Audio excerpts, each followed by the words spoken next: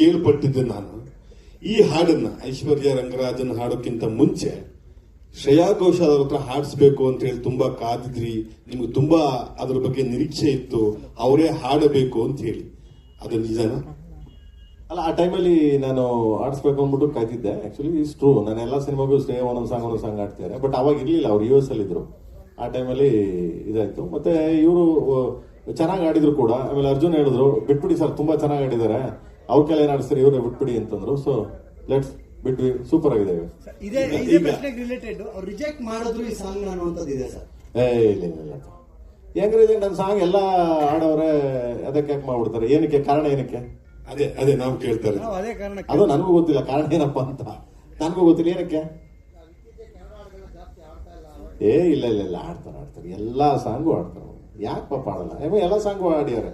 ಅದೆಲ್ಲ ತಪ್ಪು, ಅವ್ರ ಬಗ್ಗೆ ಸುಮ್ಮನೆ ಮಾತಾಡಬಾರ್ದು ನಾವು. ನಾನ್ಸೆನ್ಸ್ ಅದು. Dhruva Sarja. Okay, last five questions.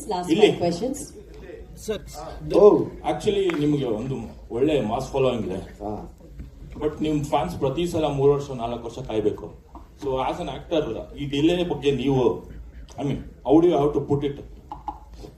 ಇನ್ನು ಕಾಯಿಸ್ತಾ ಇಲ್ಲ ಬ್ರೋ. ಸಿನಿಮಾ ಮಾಡ್ತಾ ಇದೀವಿ, ಇದು ರಿಲೀಸ್ ಆಗುತ್ತೆ.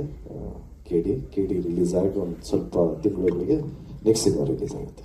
ಅಲ್ಲ, ಬಟ್ ನೀವು ಮಾರ್ಟಿನ್ ಸ್ಟಾರ್ಟ್ ಮಾಡಿದಾಗ್ಲೂ, ಕೆಡಿ ಸ್ಟಾರ್ಟ್ ಮಾಡಿದಾಗ್ಲೂ ಇದೇ ಆಶಯದಿಂದ ಸ್ಟಾರ್ಟ್ ಮಾಡಿರ್ತೀರಾ, 6 ತಿಂಗಳು 9 ತಿಂಗಳು ರಿಲೀಸ್ ಮಾಡಬೇಕು ಅಂತ. ಬಟ್ ಡಿಲೇ ಆಗ್ತಾನೆ ಇದೆ.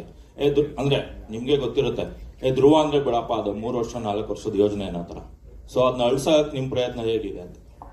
ಟೆನ್ಷನ್ ಆಗ್ಬಿಡಿ ಬ್ರೋ, ಥಿಯೇಟರ್ ಮುಂದೆ ಫಂಕ್ಷನ್ ಮಾಡೋಣ ಬನ್ನಿ.